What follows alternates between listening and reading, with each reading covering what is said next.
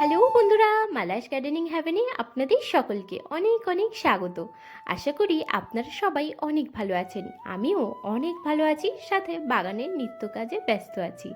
বন্ধুরা, বাগানেকে যদি সারা বছর সুন্দর ফুলে ভরিয়ে রাখতে হয়, তাহলে কিন্তু আপনাকে বাগানে অবশ্যই প্রয়োগ করতে হবে একটি শক্তিশালী লিকুইড ফার্টিলাইজার।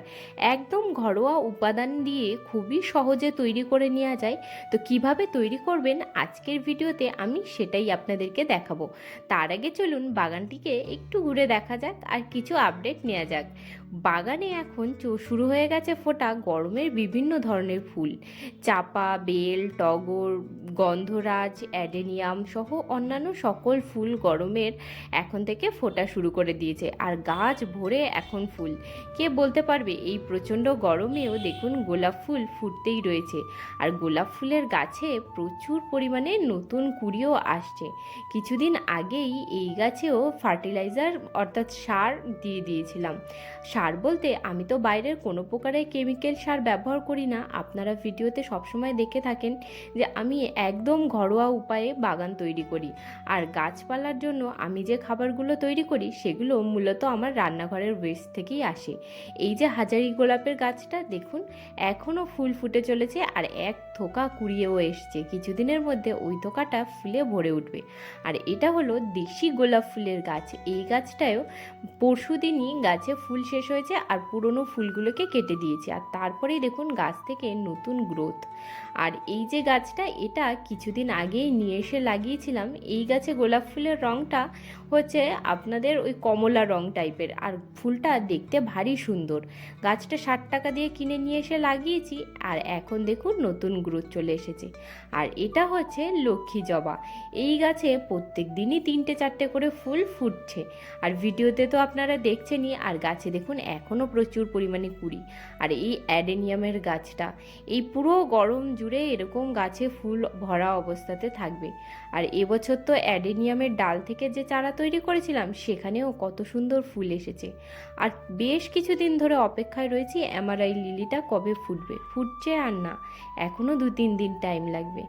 আর এই যে ফুলের গাছটা দেখতে পাচ্ছেন, এটা হলো শীতের গ্যাজেনিয়া। এই গরম, এখন এপ্রিল মাসে রোদ্দুরের তাপ দেখুন কত পরিমাণে, কিন্তু এখনও সুন্দরভাবে ফুল দিয়ে যাচ্ছে। আর সাথে এই যে বাগান ভরা পিটুনিয়া। কিছু ফুলের রং এই ধরনের বেগুনি আর কিছু সাদা।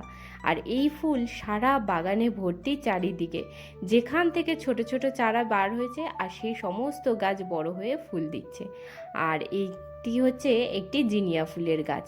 আর এই দেখুন, এই জিনিয়া ফুলের গাছটা বেশ ঝোপালো হয়েছে আর দেখতেও সুন্দর হয়েছে, কিন্তু রোদ্দুরের তাপে ফুলের রঙটা বোধহয় একটুখানি ফ্যাকাশে। ভাবছি একে ছায়ায় নিয়ে গিয়ে রাখবো।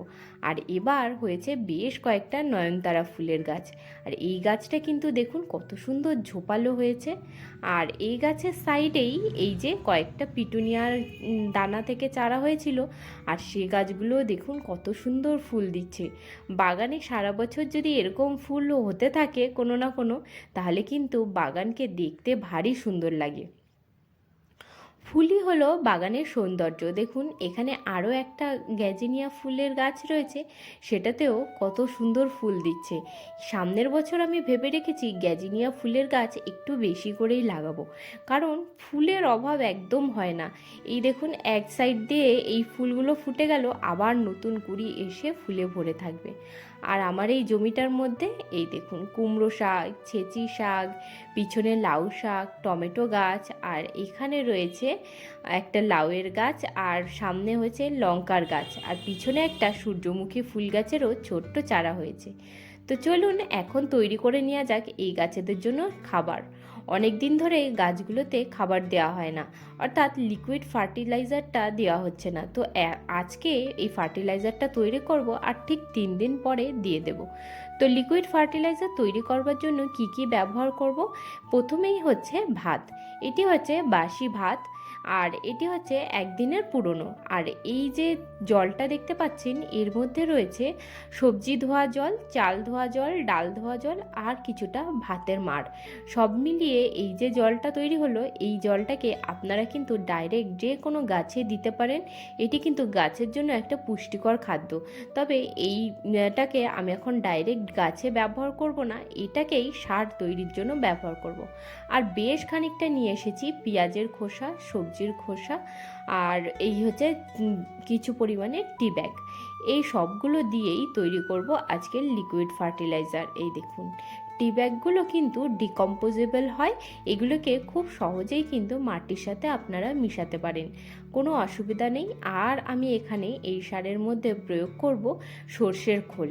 আমি এই সারটা কিছুদিন অন্তর অন্তরই বানাই আর বানিয়ে গাছে দিয়ে থাকি। এর আগে যদি আপনারা আমার ভিডিও দেখে থাকেন তাহলে সেখানেও দেখতে পারবেন যে এই সারটা আমি তৈরি করে গাছে দিই। এই একটা সারের মধ্যে গাছের জন্য প্রয়োজনীয় সমস্ত নিউট্রিশন কিন্তু থাকে। যদি আপনারা গোবর সার, কম্পোস্ট, ভার্মি কম্পোস্ট এ সমস্ত গাছে প্রয়োগ না করতে পারেন, তাহলে কিন্তু শুধুমাত্র এই লিকুইড ফার্টিলাইজার যদি গাছে 15 থেকে 20 দিন অন্তর দিতে থাকেন, তাতেও কিন্তু গাছের গ্রোথ খুবই সুন্দর হবে, ফুল আর ফলও আপনারা প্রচুর পরিমাণে পাবেন। এদিকে দেখুন, এই যে ভাতের মাড় আর চাল ধোয়া জলটা ছিল, সেটাকে আমি বালতির মধ্যে নিয়ে নিলাম, একটা বড় বালতি নিয়েছি, আর তার মধ্যে আমি ভাতগুলোকেও দিয়ে দিলাম। এবার এর মধ্যে এই যে পেঁয়াজ রসুনের খোসা আর সবজির খোসা যেগুলো ছিল সেগুলোকেও দিয়ে দেব। এই লিকুইড ফার্টিলাইজারে পেঁয়াজের খোসাটা কিন্তু অবশ্যই ব্যবহার করবেন। পেঁয়াজের খোসার মধ্যে প্রচুর পরিমাণে নিউট্রিশন থাকে, যেগুলো গাছের জন্য খুবই প্রয়োজনীয়। এখানে সবজির খোসা একটুখানি কমই হয়ে গেছে, তার জন্য আমি একটু বেশি পরিমাণেই সর্ষের খোল আজকে ব্যবহার করব। তো দেখুন, প্রায় 5 মুঠ মতো সরিষার খোল আমি নিয়ে নেব। 3 আর এই 1 4 আর 1 মুঠ দিয়ে দেব, দিলে ওভারঅল 5 মুঠ হবে। এই 5 মুঠ সারকে আমি খুব ভালো করে এই জলের সাথে মিশিয়ে নেব, সবজির খোসার সাথে খুব ভালোভাবেই মিশিয়ে নিতে হবে, যাতে প্রত্যেকটা উপাদান একটা আরেকটার সাথে মিশে যায়। আর সেই জন্যই আমি এখানে নিয়ে নিয়েছি একটা ডান্ডা, আর এটাকে দিয়েই আমি এই সবগুলোকে ভালোভাবে মিশিয়ে নেব। এই দেখুন, খুব ভালো করে মিশাতে হবে, আর যাতে একটা আরেকটার সাথে একদমই মিশে যায়। আর এইভাবেই মিশিয়ে এটাকে রেখে দিতে হবে পুরো 3 দিন। 3 দিনেই এই সারটা রেডি হয়ে যাবে গাছে দেওয়ার জন্য। আপনারা চাইলে 4 দিনও করতে পারেন, কিংবা 2 দিন পরেও একে পাতলা করে নিয়ে গাছে দিতে পারেন। তো আমি এটাকে রেখে দেব 3 দিন। আর এই ফার্টিলাইজারটা গাছে দেওয়ার 1 দিন আগে গাছে কোনো প্রকারে জল দেব না, যাতে মাটিটা ড্রাই হয়ে যায়। মাটিটা একটু শুকনো হয়ে গেলে এই ফার্টিলাইজারটাকে জলের সাথে মিশিয়ে পাতলা করে সমস্ত গাছের গোড়ায় দিয়ে দেব। লিকুইড ফার্টিলাইজার কিন্তু গাছের জন্য খুবই জরুরি। যেমন আমরা কম্পোস্ট, ভার্মি কম্পোস্ট ব্যবহার করি গাছে, তাতে কিন্তু গাছে যে খাবারটা পায় সেটা পেতে সময় লাগে, কিন্তু লিকুইড ফার্টিলাইজার যখন আমরা গাছে প্রয়োগ করব, তখন খাবারটা কিন্তু খুব সহজেই গাছ খেতে পাবে, আর গাছের গ্রোথও কিন্তু খুব ভালো হবে। যখন আপনারা গাছের গ্রোথ অনেকখানি কমে যাচ্ছে দেখছেন, বা গাছে নতুন পাতা আসছে না, গাছে ফুল ধরছে না, তখন কিন্তু আপনারা এই সারটা গাছে প্রয়োগ করতে পারেন, তাতে কিন্তু খুবই ভালো উপকার পাবেন। আর এদিকে দেখুন, কিছুদিন ধরে এই ভিডিওতে আপনাদেরকে আমি দেখালাম যে এই যে গাঁদা ফুলের গাছটা আমার চাপা ফুল গাছের গোড়ায় হয়েছে, আর কত সুন্দর ফুল হচ্ছে, কিন্তু কোনো একটা পোকা এসে গাছটার সমস্ত পাতা খেয়ে গেছে।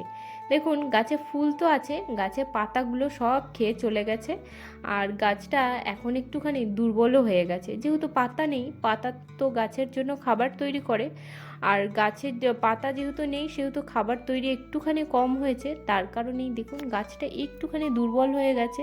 তো এখন কি আর করা যাবে, কি পোকা এসে খাচ্ছে সেটা কিন্তু আমি এখনও বুঝতে পারলাম না। আর এদিকে এই যে 12 ইঞ্চির গ্রো ব্যাগ দুটো আছে, এর মধ্যে আমি নীলকণ্ঠ ফুল গাছের কিছু দানা লাগিয়েছি। তো সেই দানা থেকে চারা তো এখনও বেরোচ্ছে না, তবে এই ছোট্ট প্লাস্টিকটার মধ্যে দেখছি কিছু তরমুজের দানা পড়ে চারা তৈরি হয়েছে। তো এগুলোকে আর নষ্ট করব না, এগুলোকেই এই 12 ইঞ্চি গ্রো ব্যাগের মধ্যে দুটো দুটো করে বসিয়ে দেব, যাতে গাছগুলো একটুখানি বাড়ে আর দেখি ফল হয় কিনা। আগের বছর তরমুজ গাছ লাগিয়েছিলাম আর সেখান থেকে দুটো ছোট ছোট তরমুজ হয়েছিল। সাইজে অত বড় হয়নি, তবুও বাড়ির জিনিস নিজেদেরই ভালো লাগে। তো তার জন্য দেখি বসিয়ে এবার যদি হয়। তো দেখুন এই যে চারাটাকে একদম সাবধানতার সাথে শিকড় শুদ্ধ মাটি শুদ্ধ তুলে নিয়েছি, নিয়ে এই দেখুন ছোট্ট একটা গর্ত করে গাছটাকে বসিয়ে দিলাম। আর এই গ্রো ব্যাগেরই সাইড থেকে আরও একটা তরমুজের গাছ বার হচ্ছে। তো দেখা যাক কতখানি গ্রোথ করে। সুন্দরভাবে যদি গ্রো করে তাহলে আমি এর জন্য একটা ছোট্ট মতো মাচাও তৈরি করে দেব। আর এই যে গ্রো ব্যাগটা আছে এটার মধ্যেও দুটো ছোট ছোট গর্ত করে নিচ্ছি, এর মধ্যেও আর বাদবাকি যে দুটো ছোট ছোট চারা রয়েছে তাদেরকে বসিয়ে দেব। এই দেখুন একদম খুবই সাবধানতার সাথে তুলতে হবে যাতে শিকড় না ছিঁড়ে যায়। এই সময় কিন্তু শিকড় একটু বেশি ছিঁড়ে গেলে তাহলে কিন্তু গাছ আর বাঁচবে না।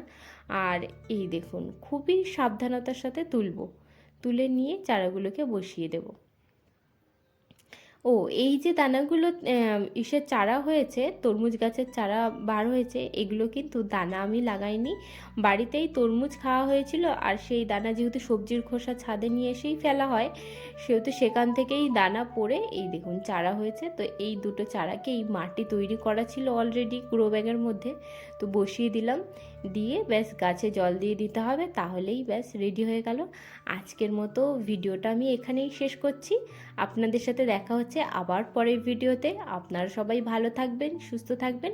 আর ভিডিওটি যদি ভালো লাগে তাহলে চ্যানেলটিকে লাইক শেয়ার সাবস্ক্রাইব করে আমার পাশে থাকবেন। আর প্রত্যেক দিন নতুন নতুন গাছ লাগাতে থাকবেন, প্রকৃতিকে যাতে একটুখানি দূষণমুক্ত করা যায় আর সুন্দর করে তোলা যায়। টাটা বন্ধুরা।